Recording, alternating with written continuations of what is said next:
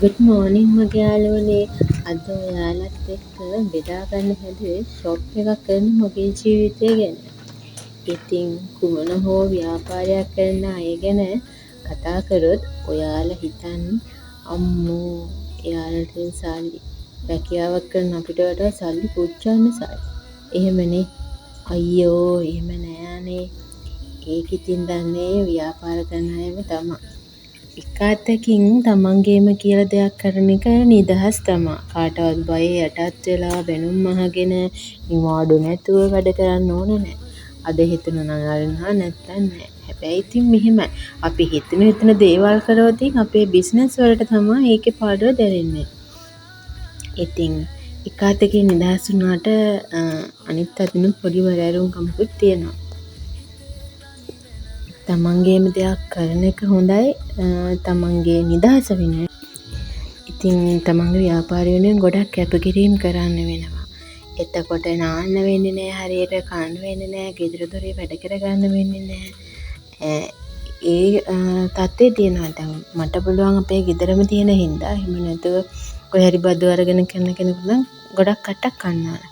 ඉතින් මටත් ගෙදර තිබ්බ කියලා නැහැ. නිදහසේ නාගන්න ඕන හින්දා ඉතින් ඔන්න උදේ පාන්දරම ෂොප් එක අරින්න කලින් මම කරන්නේ නාගන්න එක. නැත්නම් ඉතින් නාන්න පුළුවන් ෂොප් එක වහලා. ඉතින් ඒ වෙලාවට ෂොප් එකට කවුරු හරි ආවොත් අයියෝ මේක බැලුවත් නැත්තම් වහලා එන වෙලාවට මොකක් කරේ ඔන්න ඔහොමනේ. විවිධාකාර මිනිස්සුනේ ඉන්නේ. එහෙම වුණාම එහෙම ආයාම මේක අනේ බැලුවත් නැත්තම් වහලා එතෙන්ට ගිහින් වැඩක් නැහැ. අන්න එහෙම හිතනවනේ. ඉතින් ඒ හින්දා පුළුවන් තරම් ෂොප් එක අරන් ඉන්න තමයි මම උත්සාහ කරන්නේ. ගෙදර වුණත් එහෙම ෂොප් එක දිහා වැඩ ටික වුණත් කරගන්නේ. ගේ අතු ගන්නවා නම් 10 පාරකටත් වඩා විතර ෂොප් එක දිහා බලනවා. බල තමයි අතු ගන්න. ඉතින් ඒ වාසිය මට ගෙදර ඉන්න හින්දා පුළුවන්. අනිත් අයට ඉතින් නෑ උදේ කෑම එකක් බැඳගෙන ගියාම ආයේ හවස හැන්දෑවේ ගෙදරට එනකන් ඉතින් ගෙදර වැඩ කරන්න ඉන්නේ නෑනේ. ඉතින් ව්‍යාපාර කරන අය ඒ කට්ට කනවා. සමහර මෙහෙම පුළුවන්. ඒ කියන්නේ සාමාන්‍ය මට්ටමේ ඉන්න අය තමයි ඒ කට්ට කන්න වෙන්නේ. ඉහළ මට්ටමේ සේවක සේවිකාවන් දාලා එහෙම කරන ඉහළ පෙළේ කට්ටිය ඉන්නනම් එයාලට මෙච්චරම අවශ්‍ය ඕන. කොහොම වුණත් වැඩේ කරනවානේ. එයාලට දවල් වෙලා යන්න පුළුවන්, වැඩක් තියන් ඒ වෙලාවට යන්න පුළුවන්. එහෙම නෙමෙයි. අපිම අපේ ව්‍යාපාරය කරගෙන යනවා නම් ඉතින් කට්ට කන්න වෙනවා. කැපකිරීම කරන්න වෙනවා. ඉතින් මොනව කරන්නද? අපේ ටාගට් එකට යන්න නම් මේ හැම තේම විඳදරාගෙන ඉවසගෙන කැපකිරීම කරගෙන ඉහළටම යන්න වෙනවා. ඉතින් මම මගේ මෝර්නින් රූටින් එක කියලා එහෙම ලොකුවටම දෙයක් කරන්නේ නැහැ. මම ඔයාලට පෙන්නන්න ගාන දේවල් තමයි.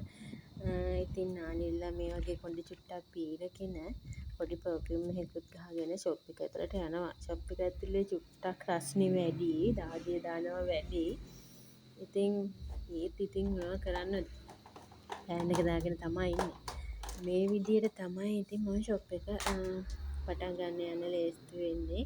දැනුත් ගොඩක් පරක්කු වෙලා නාන දවසට චුට්ටක් ගොඩක් වෙනද 7:00 ඉන්නනම් නාන දවසට 8 විතර වෙනවා අරින්න. ඉතින් කොහොම හරි මොනව කරන්නද හැමදේම බැලන්ස් එකේ කරගන්න එපා. ජීවත් වෙන්න තමයි මේ හැමදේම කරන්නේ. අපේ හීන ඉටු කරගන්න මේ හැමදේම කරන්නේ ඒ වෙනුවෙන්.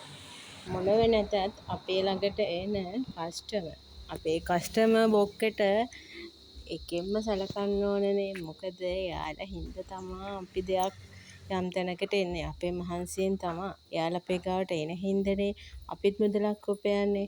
එයාලගේ අවශ්‍යතාවයට එන එක වෙනම දෙයක්. ඒත් අපේ ගාවට එනවා නම් අපේ සර්විස් එක උපරිමම දීලා ආයේ අපේ තැනට ගෙන්න ගන්න විදියට අපි සර්විස් එක දෙන්න ඕන. ඉතින් එහෙම කරොත් තමයි කස්ටමර් බොක්ක අපේ ගාවට ආයේ එන්නේ.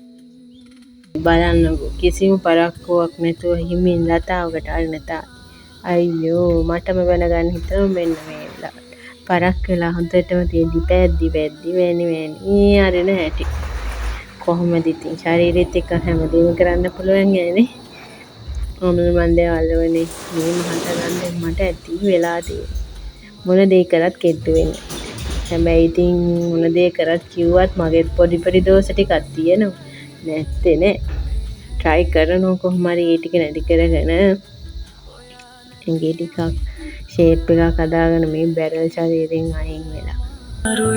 ඔයා මගේ ලෝකයයි හිතේ තනි වෙන වෙලාවේ මට හිනාව දුන්න එකම කෙනා ඔයා තමයි.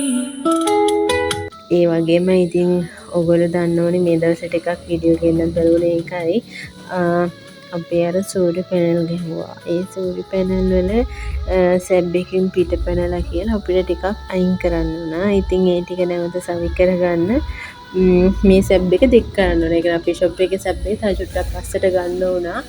ඒ වැඩත් එක්ක ටිකක් ඉතින් කාර්යබහුල වුණා.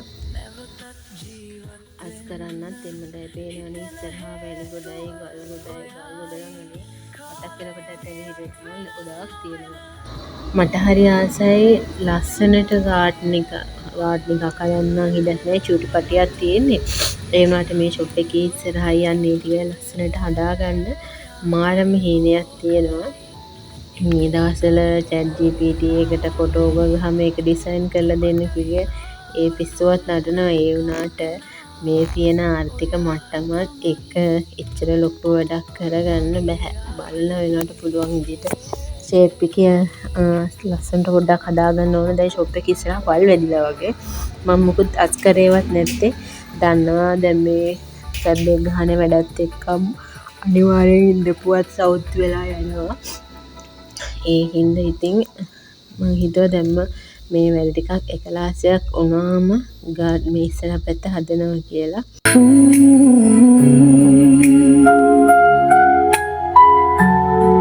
මෙන්න මේ මල් ටික මට කලින් කේක් එක ගහලා පීස් කරන්න හදපු මල් ටිකක් තමයි මම මෙන්න මේ ගෙනාවා. මට දැක්ක හිතුවා ලස්සන මල් වාසයක් හදන්න ඕන කියලා මල් පොකුරක්.